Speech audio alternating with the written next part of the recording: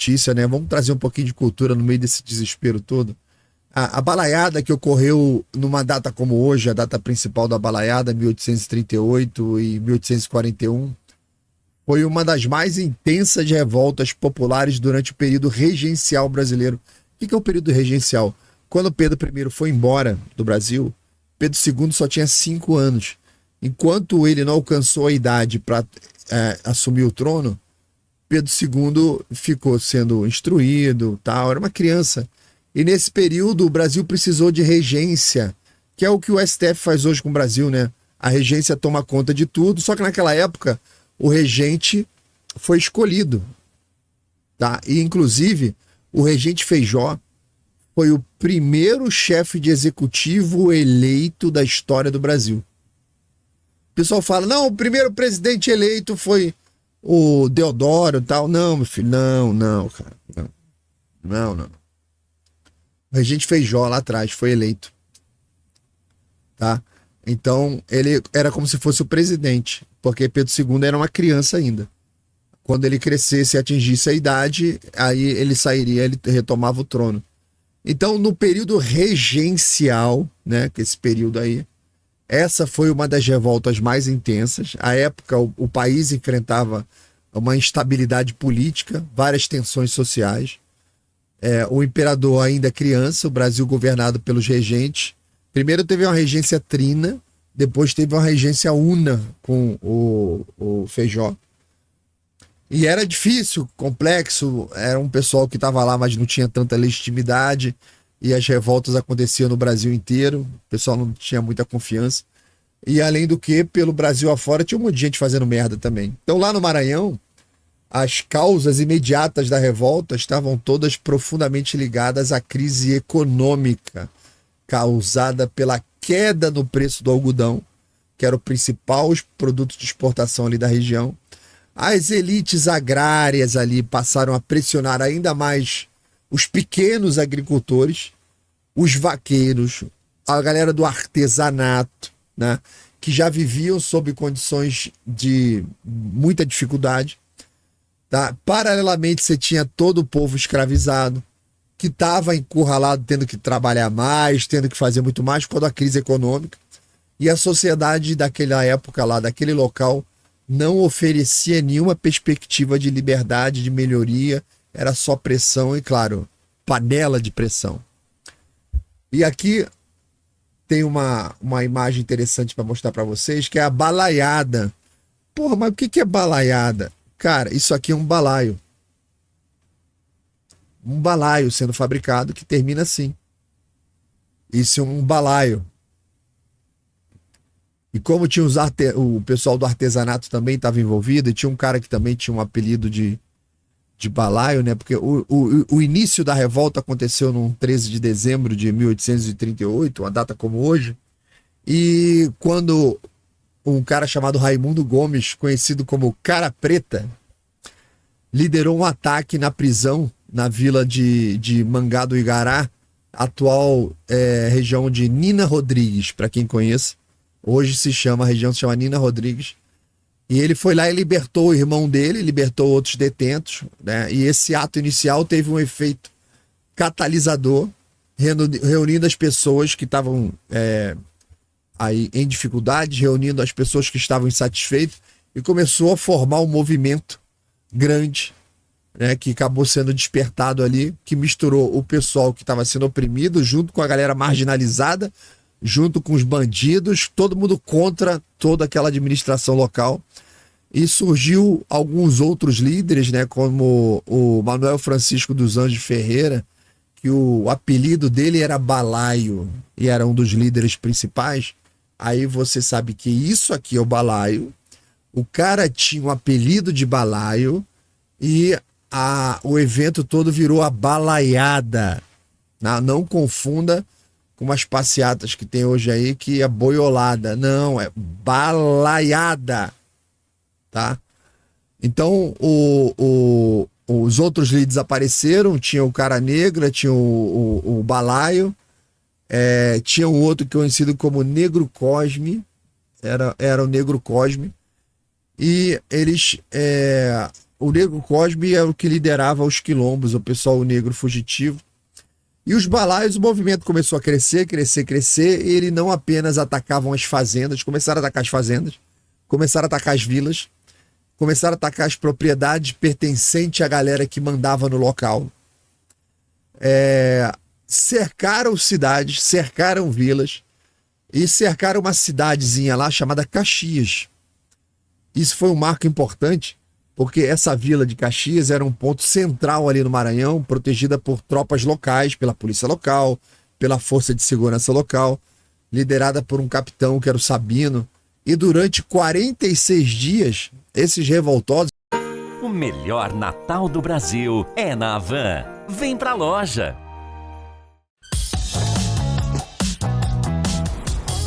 Já imaginou se desse pra carregar uma versão Caxias ali, então que era o Sabino, e durante 46 dias, esses revoltosos virou um movimento enorme.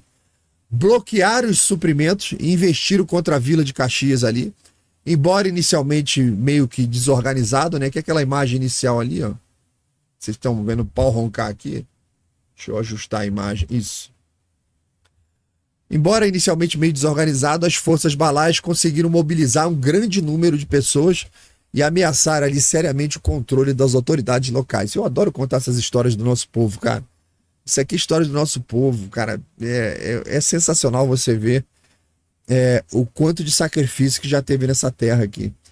Então, apesar desse movimento todo, a resistência organizada dentro da cidade de Caxias, com aquela tropa menor, mais organizada, treinada e tal, deu uma enfraquecida aí no movimento da balaiada. O tal do capitão Sabino, utilizando ali uma manobra estratégica, ele espalhou rumores na galera do lado de fora que causaram pânico ali entre os balaios. Eles deram uma recuada, né? Passou informação falsa e eles conseguiram sair, até um emissário de lá, o pessoal conseguiu sair, conseguiram levar a mensagem para o Império. E como o cerco de Caxias e a intensificação desses ataques ali na região, suprimindo a própria força local, a incapacidade da força policial local ficou evidente. Isso fez com que essa mensagem chegasse no Império. Está tendo uma revolta e as forças locais não deram conta.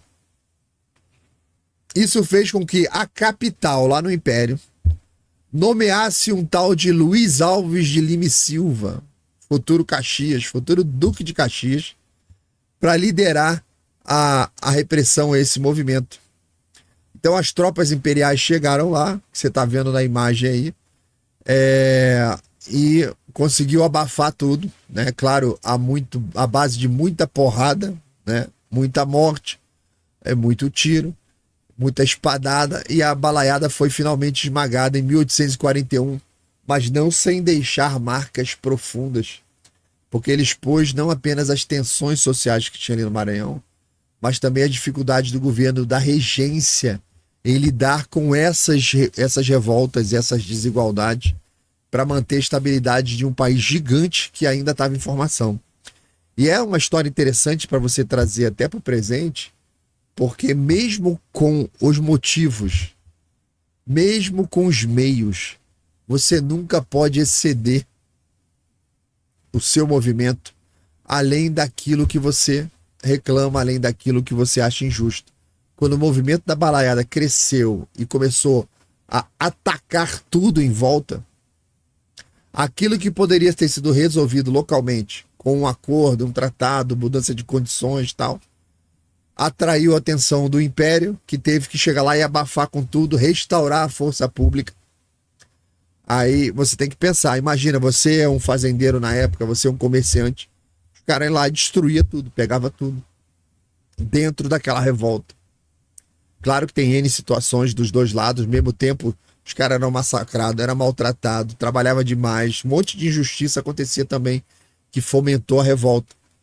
Tá? Mas não se esqueça, mesmo com razão, você não pode exceder na sua resposta àquilo. Por isso que eu já falei aqui várias vezes, o quão errado é, por exemplo, quando você pega o ladrão na rua, o pessoal prende ladrão, prende bandido, prende assassino, prende o estuprador, e o cara é linchado na rua. Você não fez justiça. É vingança. Não fez justiça de jeito nenhum. Esse é um baita problema, inclusive espiritual, já falamos aqui. Mas aí na sequência vocês viram o que é um balaio. Balaio tá aí para você aprender o que é um balaio, né? Tem o deslocamento das tropas, né, que saíram do Rio de Janeiro e chegaram lá na região. Lá em cima, lá no Maranhão. Se vai na região hoje lá, você tem Memorial da Balaiada. Tem para você visitar lá na região. E aqui é um local onde foi o recanto dos balaios, onde eles ficavam. Tá? E na sequência, eu já vou pegar na sequência para a gente já emendar, porque também foi, e os nomes são parecidos, vocês vão perceber que a história não é tão diferente também. Aconteceu a setembrada, o pessoal era meio... Tinha uma carência de criatividade na hora de dar o nome para essas coisas, né? Então, a setembrada, como ficou conhecido o levante ocorrido durante também o período regencial, no Maranhão, ali em Pernambuco, a setembrada foi em 1831, no mesmo ano que Dom Pedro I foi embora. Foi uma série de levantes populares que marcaram o período regencial. E esse período era de grande estabilidade política. A balaiada já tinha acontecido. E o Brasil estava tentando, as forças, os poderes, tentando se encontrar no meio daquele vácuo deixado por Pedro I quando ele foi expulso. Então, os levantes ocorreram ali principalmente no Maranhão e em Pernambuco, regiões onde a insatisfação popular era alimentada pelas desigualdades sociais, pelo autoritarismo do governo local, pelo autoritarismo dos fazendeiros, daquelas elites locais ali. E a abdicação de Pedro I tinha deixado esse vácuo no poder e os caras cresceram aumentando isso tudo. Aí, quando não tinha como ser diferente, o pessoal reagiu. Então, e o pau cantou. Lá no Maranhão, a setembrada teve um forte apoio dos segmentos mais pobres da população, pequenos agricultores, vaqueiros e até escravizados também buscaram ali unir forças contra os abusos que eles sofriam ali no campo, no trabalho, na cidade, a violência que era cometida contra eles fora da lei. Cara, o país estava em formação, né? Tinha muito dessa meio descontrole. Quando chegou no tempo de Pedro II, o negócio já estava mais controlado. Mas teve esse período aí que a coisa ficou meio cada um por si.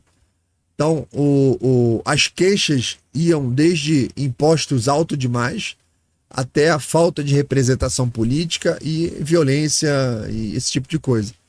Em Pernambuco, o contexto não era muito diferente. A província era marcada por uma longa tradição de revoltas, como a Confederação do Equador. Ali tinha uma constante tensão, muito característico ali da região. É um povo que sempre foi um povo muito aguerrido. Então, as manifestações em Recife, elas se intensificaram com a formação de vários grupos de oposição que exigiam uma maior participação popular, né? O pessoal já vendo que a política era um bom caminho para você conseguir resolver essas coisas, tá? E que, além da participação popular, eles também pediam uma contenção dos privilégios, uma contenção das oligarquias locais, menos. Tinha lei, ia surgir assim, já tinha uma Constituição, mas parece que muitas coisas ainda não tinham chegado lá. Então eles estavam querendo fazer esse trabalho político para fazer uma imposição de leis para que a coisa entrasse numa normalidade. Não era sustentável você estar naquela sociedade ali, apanhando, tendo imposto alto, todo mundo querendo mandar em você e tal. É natural que todo mundo que está embaixo se revolte, né? E isso aí foi a setembrada, porque os revoltosos ali de ambos os estados promoveram um ataque às propriedades. Aí começa a repetir lá o mesmo que aconteceu ali no Maranhão, na balaiada, né? Então o pessoal começa a atacar as propriedades locais, começa a fazer saque, começa a enfrentar as forças locais, e os atos de resistência chamaram a atenção das autoridades regenciais de novo. O que perceberam que as forças lá da província não seriam suficientes para conter o levante, e assim o governo enviou tropa, tá? Tudo falou. A Setembrada foi de novo rapidamente reprimida, mas de novo deixa a consequência, morre gente, o negócio demora para se resolver, e a insatisfação popular, os conflitos que aconteciam ali não eram resolvidos assim pela força. Você abafava tudo, mas continuava o caldeirão ali. Então, você só conseguia fazer com que isso arrefecesse ou com muita violência, né? Ou com muita compreensão dos problemas que estavam acontecendo. Só que ficou uma fórmula naquele período regencial que era: o pessoal sufocava demais ali a população, que gerava revolta, a população é sempre maior do que aquela elite dominante local ali, aí a população ataca a elite, a força política local não consegue resolver, a polícia não consegue resolver, vem o império lá com a regência e a porrada comia para poder arrumar a casa. Então, essa era a fórmula dos problemas durante a regência, né? A falta de legitimidade da regência, a desordem política, desordem econômica, vai esse ciclo, né? Vai aumentando, aquele fazendeiro da região tá no prejuízo, não vende, aí caiu a safra, não sei o quê, aí aumenta a produção lá, aumenta o trabalho, tenta aumentar tudo, aí sacrifica o pessoal que tá mais embaixo, aí falta dinheiro, gera fome, aí vai aquela roda girando, revolta popular, sufoca as autoridades locais, aí vem o pessoal de fora do império para botar a coisa de volta no trilho, e sempre é dolorido quando isso acontece, tá? Então, foi muito difícil, cara. Esse Brasil que o Xandaré tá destruindo hoje, foi muito difícil construir isso tudo que a gente vive hoje, sabe? Muito difícil. Por isso que a gente tem que lutar para que a coisa não saia do trilho. Demora muito para voltar pro trilho depois que sai do trilho, sabe, gente? Demora demais. Beleza? Vamos aqui voltando para nossa família.